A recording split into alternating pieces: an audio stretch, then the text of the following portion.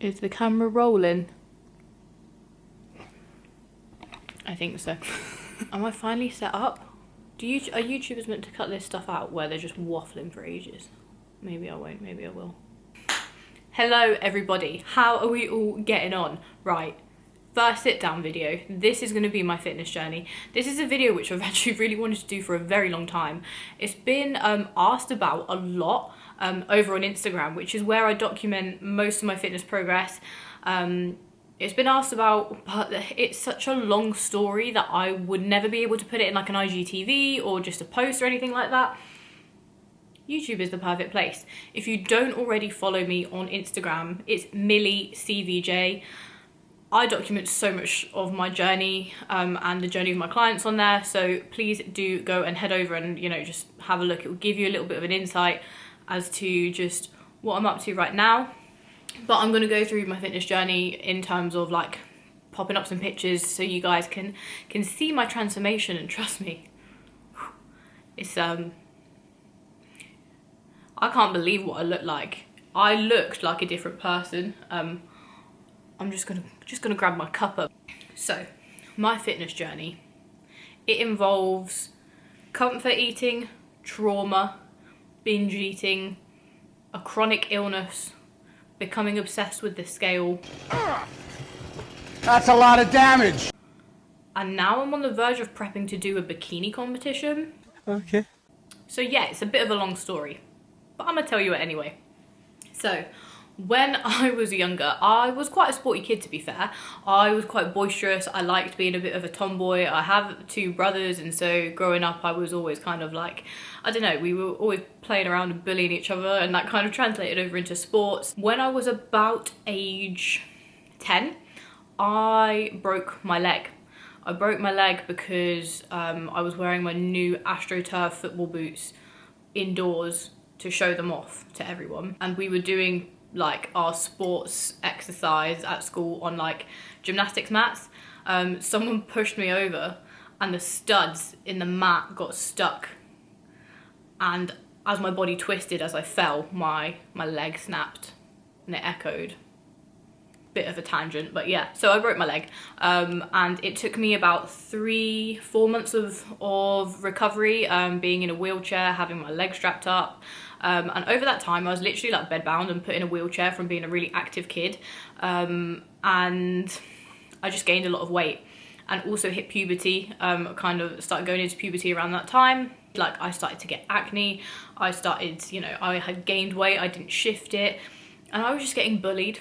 It was horrible. Like, I hated, yeah, school was not fun. I got treated like shit, I felt like shit, and it wasn't great. Growing up, throughout my childhood, I did go through some pretty rough experiences in terms of my family and my family members suffering from severe mental health conditions, and it was a really, really turbulent time at home, which I might go into one day in case it helps people. I already have spoken about it on a podcast before, which I'll link below in case you guys wanted to listen to that. So I was having a hard time, and one thing that was kind of always there for me was food.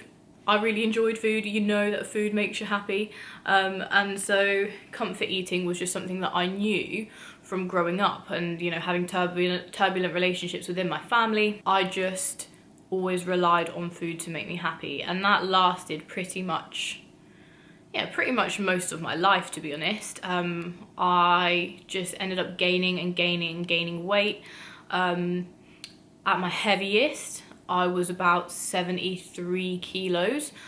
So yeah, I just grew up binging on food, comfort eating, just not really knowing, having much knowledge in terms of sport and fitness, because I couldn't do it very well and I wasn't very fit. I just neglected it, and I thought it wasn't for me. I thought I didn't have the genetics, I wasn't built to do it. And so yeah, I just grew up living in like this shell of a body, which I absolutely hated, and I just covered myself like in makeup and dark baggy clothes. After going to uni, so got into uni, went to uni from age 18 until about 19 and a half, something like that. I was literally like, I can cook my own food, I can do whatever I want.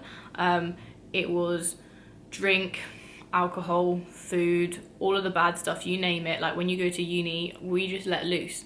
And just nothing was working in favour for my health.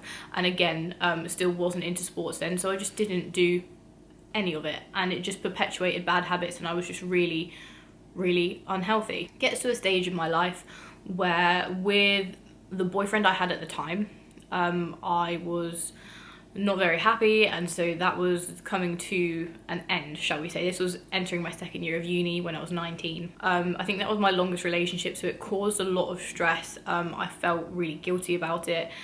Just had a lot of emotional stress, especially with uni. Like by second year of uni, I studied a chemistry degree, and it had got really, really difficult. I was really struggling to manage my workload, and stress had just got so insanely high. I wasn't looking after myself. And boom, got hit with a chronic illness where I shit my guts out. Oh, that's nasty. Yeah, so for those of you who don't know, I have inflammatory bowel disease, and I'll explain kind of what that is. I was getting really, really, really bad stomach cramps. Within like a couple of days, this had all happened. I was getting excruciating stomach cramps.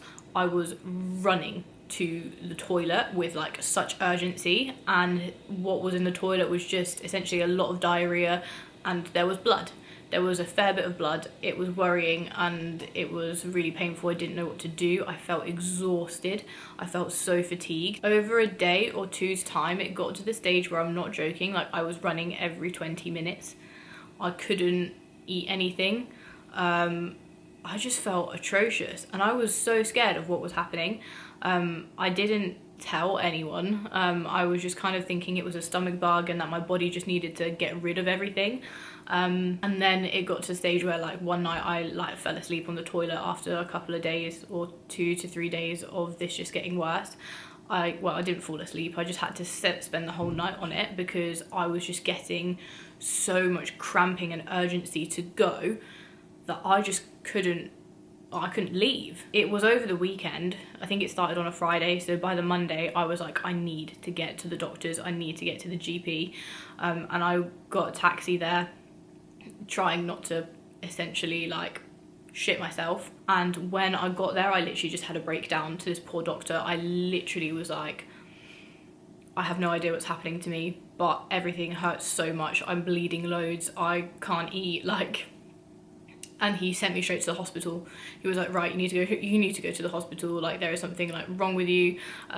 So got to the hospital, and they essentially hooked me up to lots of painkillers, and they did an emergency colonoscopy. You could see that my whole intestine was essentially on fire. It was inflamed, and I was diagnosed with inflammatory bowel disease, which is essentially an autoimmune illness where your body attacks your own digestive system. It's still kind of unknown exactly as to what causes it or triggers it. And this this doesn't go away. This is a forever illness.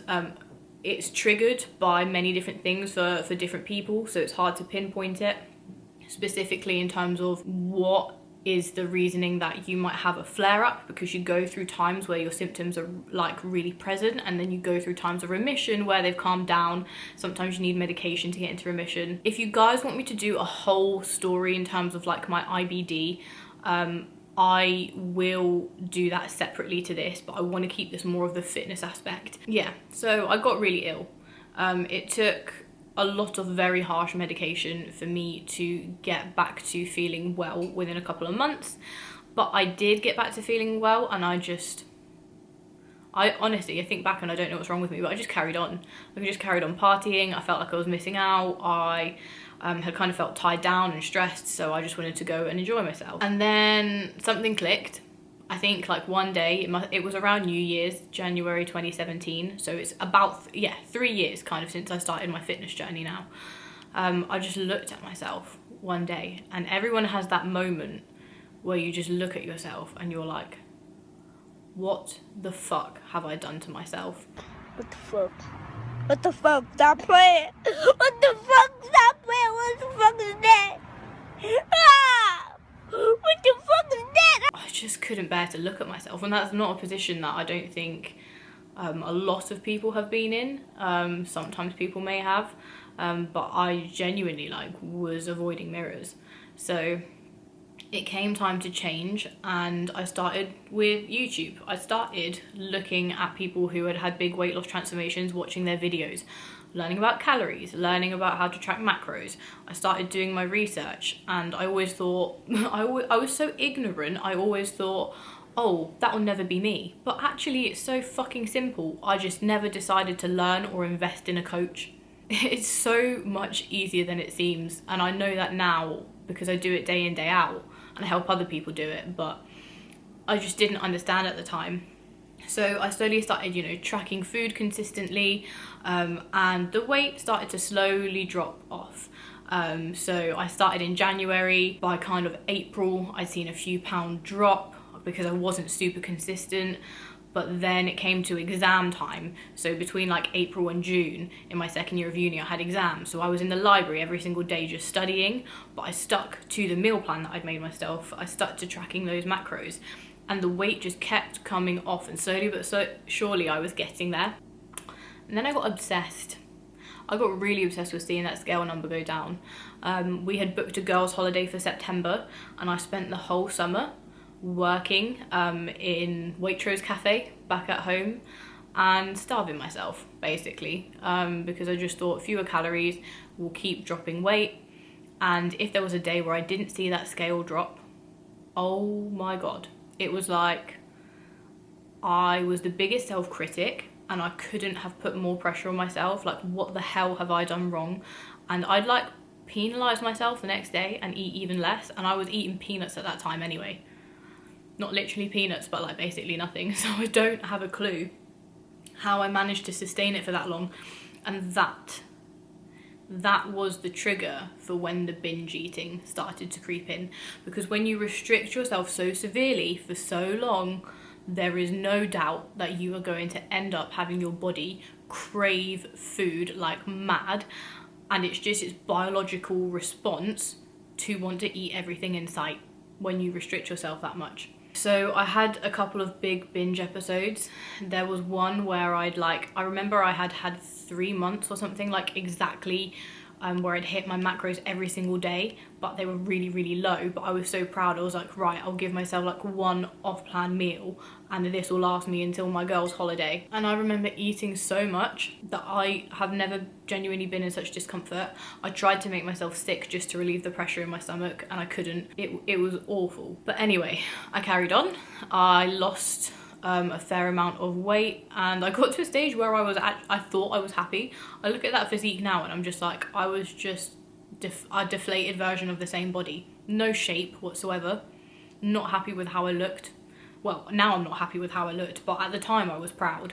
And I guess I was proud because I did end up losing something like 20 pounds. After I'd kind of gone on that girls' holiday, got back into uni for my third year, things had really ramped up. My degree was getting more difficult. And at the time, from watching the YouTubers who had kind of introduced me to calorie tracking and macro counting, I was introduced to Meg Squats. For those of you who don't know who Meg Squats is, she is a really, really empowering influencer who is a powerlifter, and she teaches women how to get strong as fuck. And she really inspired me. I binge watched all of her videos, and I was like, right, I'm gonna get strong. I'm gonna start developing some muscle. And when it was the sports fair, going back to uni, I went to the sports fair, went to the strength sports club at the University of Sheffield, which is where I studied, and I was like, I want to learn how to powerlift. And they said, okay, well, we've got these sessions, show up to these sessions, like taster sessions. If you like it, become a member. It was the first time like benching a barbell, and I'm not joking, like it was like so wobbly. I was deadlifting by basically shrugging the barbell up. I had no idea what I was doing. And it makes me laugh because my friends who taught me how to do these movements the first day that I showed up are still like good friends to this day. And yeah, I don't know, I just owe them a lot. I fell in love with it. I became a member, and every single session I went and I practiced and I practiced, and we had some women's only sessions which we ran, and I felt a bit more comfortable getting used to weights there, and then that translated slowly into the gym. And then I just started to feel strong as fuck. I started to develop some muscle. Glutes started to exist. As you can see behind me, you notice there is some gluteus maximus shaking going on. Only very slightly, but they were there, and it was really exciting.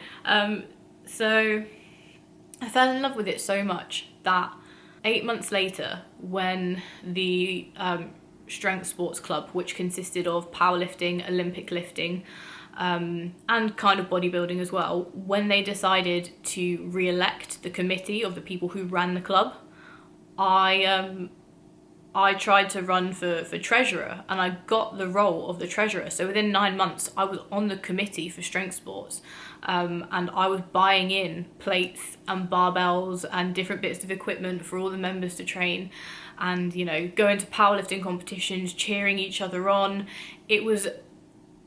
I can't thank that community enough for what they did for me. I really, really can't, because that's what got me into, just kind of like saved me. Like, it sounds so cheesy, but weightlifting really did save me. It gave me a sense of purpose.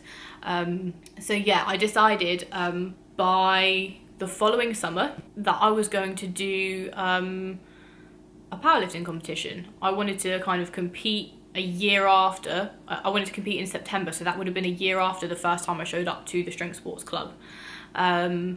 And over the summer, I started to train a powerlifting program. I found it really intensive, really, really difficult on your central nervous system to recover, especially constantly like psyching yourself up every single day to go in and do heavy sets. Like, it was, you know, props to people who do it, because it's tough. The one thing I haven't mentioned so far is that this whole time I still wasn't happy with my body image, and I was still stuck in that cycle of restricting, binging, and I decided when I was on the powerlifting program that I was going to, you know, do a bulk, to eat a bit more to get me strong. It just all kind of like came out. It let loose. I just kept binging and binging and binging, and I couldn't stop. I got to the stage where I was like, I need help.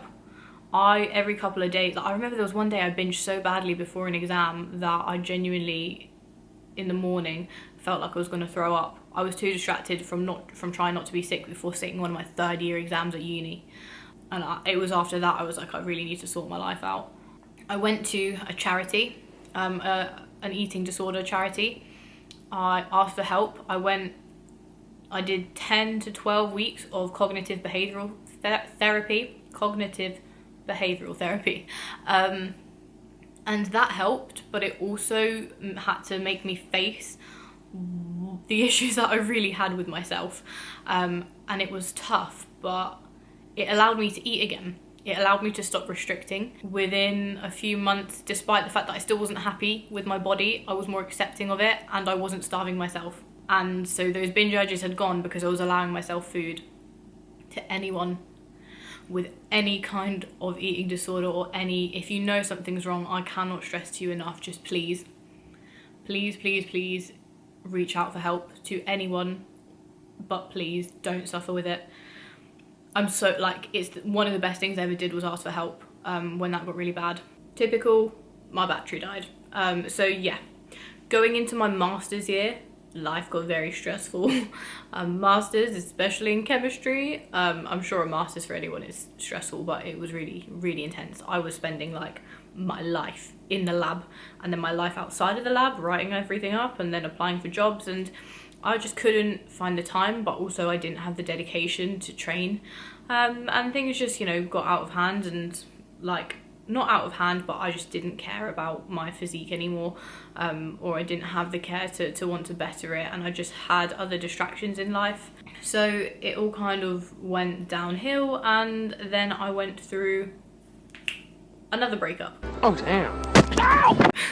I graduated from my master's, and when I graduated in July 2009, around the same time, I kind of started to have a really rocky relationship, and I got ill again. All of that stress really, really just flared up my inflammatory bowel disease, and this was a pretty long flare up. For about 3 or 4 months, I was just depressed. Couldn't leave the house from anxiety, from wondering if I was going to get ill. I didn't feel supported. I didn't have any money because at the time I just finished uni and I was waiting until October to start the job that I'd got. And I just kept losing and losing weight. When you have a flare-up of inflammatory bowel disease, it feels like your intestines are being flossed with barbed wire. It's excruciating.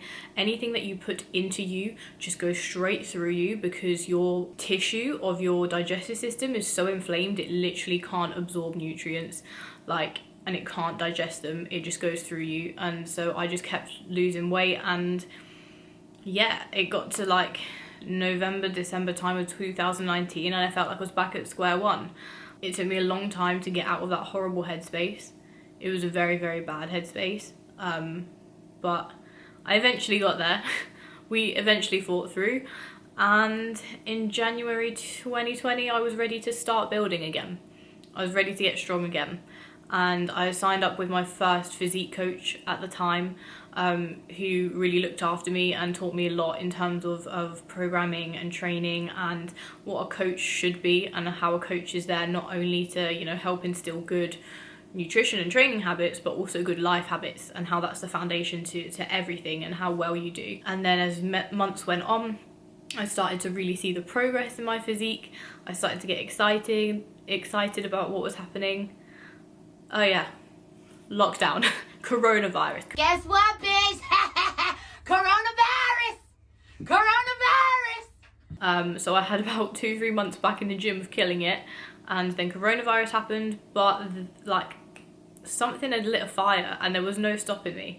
No matter, I was lifting water cans as weights because all the weights had sold out everywhere. I was training non-stop 4, 5, 6 times a week at home because it was the only thing that kept me sane throughout lockdown. And I still kept making progress even with minimal equipment because I wouldn't stop because I was so consistent.